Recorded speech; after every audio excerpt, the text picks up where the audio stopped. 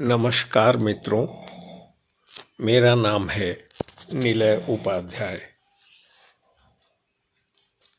आज हम फिर से उसी द्वार पर खड़े हैं जहां जंगल राज समाप्त होता है और राम राज का नया स्वप्न जन्म लेता है।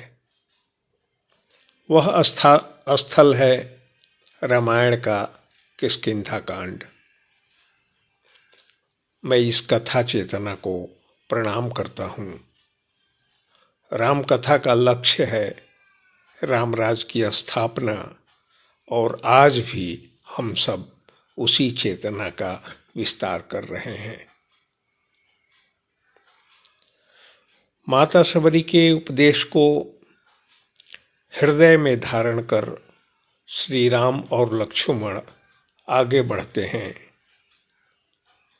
वन वन भटकते हुए, कठिन पगडंडियों से गुजरते हुए, अनुभव के ताप में पकते हुए वे पहुंचते हैं ऋष्यमुख पर्वत के समीप।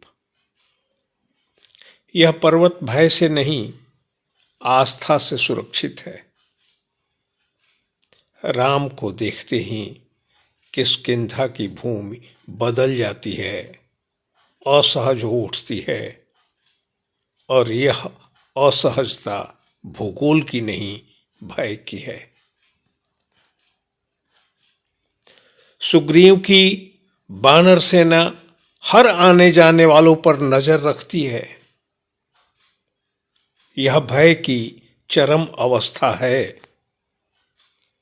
एक दूत दो तेजस्वी योद्धाओं को देख लेता है।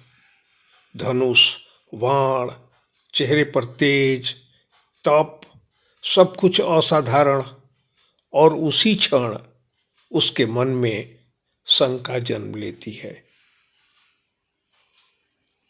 और इसी शंका के कारण राम बिना कुछ किए यहाँ कहानी के पात्र बन जाते हैं। लोग भगवान राम को नायक मानते हैं, पर किष्किंधा में कहानी के नायक राम नहीं है। यहाँ कहानी का नायक है समय। राम इस समय के कोलाज में एक पात्र हैं, नायक नहीं।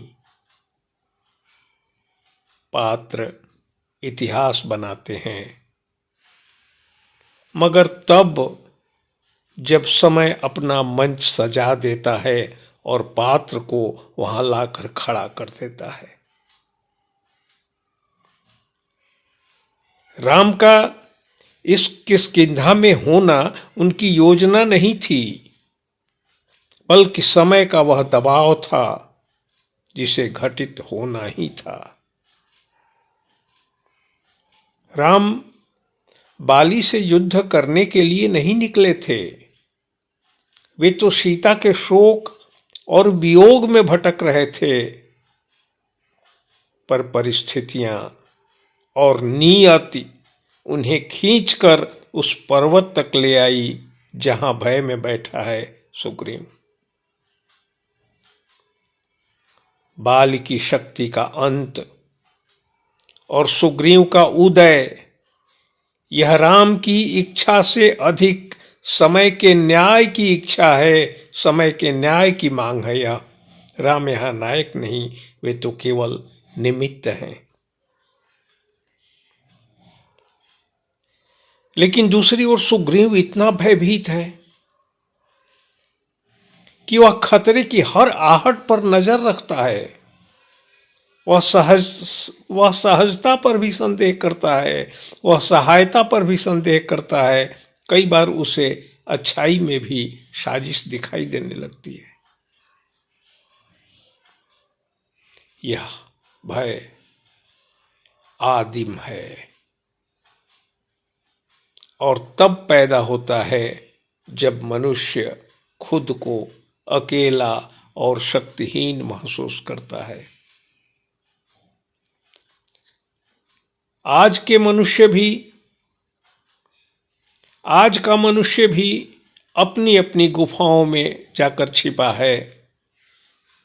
किसी को नौकरी का डर, किसी को भविष्य का डर, किसी को बीमारी का डर, किसी को अचानक आने वाली किसी खबर का डर, और जाने कितने डर, जाने कितने डर। हर आदमी कहीं न कहीं एक सुग्रीव है और कोई न कोई उसका बाली है। ऋष्यमुख पर्वत का हाल आज के डरे हुए मनुष्य का मानसिक संकोच है, जो गांव से महानगर तक पसरा है।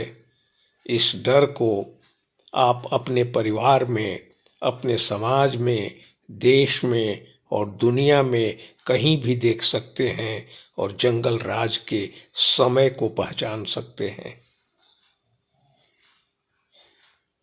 हिंदी के महान आलोचक रामचंद्र शुक्ल कहते हैं,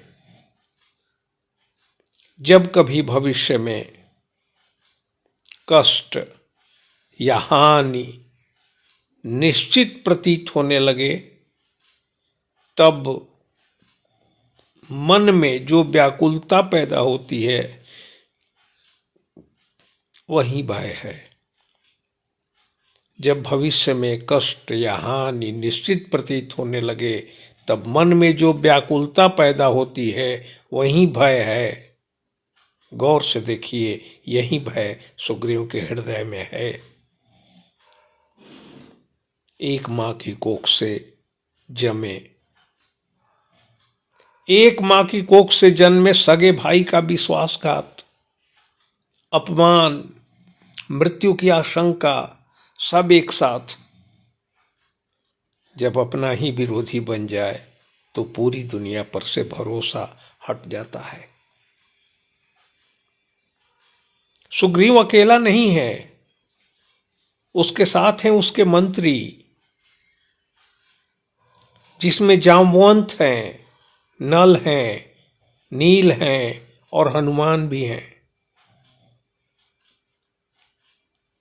गौर करने की बात है कि ऋष्यमुख पर्वत पर जो भी हो रहा है वह नीतिगत है। यह निर्णय सामूहिक होते हैं, वे सत्य को पहचानने की कोशिश करते हैं और यही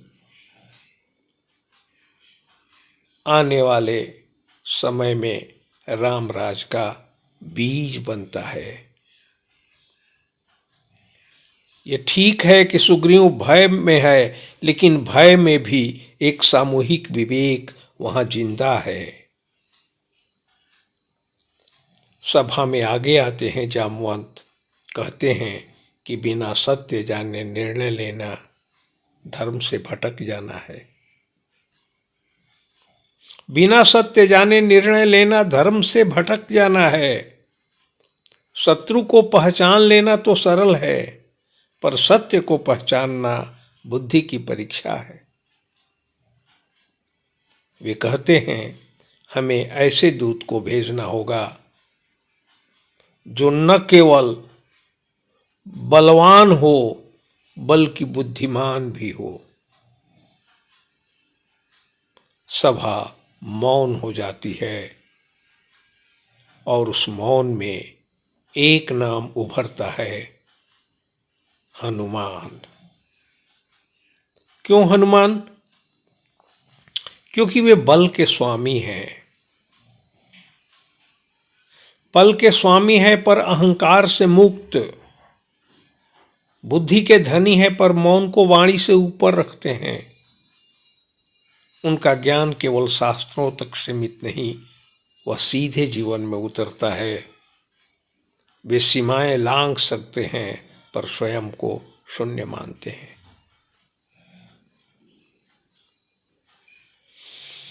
बाली निरंकुश सत्ता का प्रतीक है। सुग्रीव डरे हुए आदमी के प्रतीक हैं, आम आदमी के प्रतीक हैं, और हनुमान विवेक। राम की यह कथा बताती है कि आज का मनुष्य भी तभी निर्भय होगा जब वह बल के साथ अपने भीतर की बुद्धि यानी हनुमान को जगाए और सत्य यानी राम का हाथ थामे। राम हनुमान की भेंट अभी शेष है, कल हो सकती है उनकी भेंट, और यहीं से किष्किंधा का जंगल राज दरकने लगता है। अगले अंक में हम देखेंगे राम और हनुमान की पहली मुलाकात। आप मित्रों को सादर प्रणाम।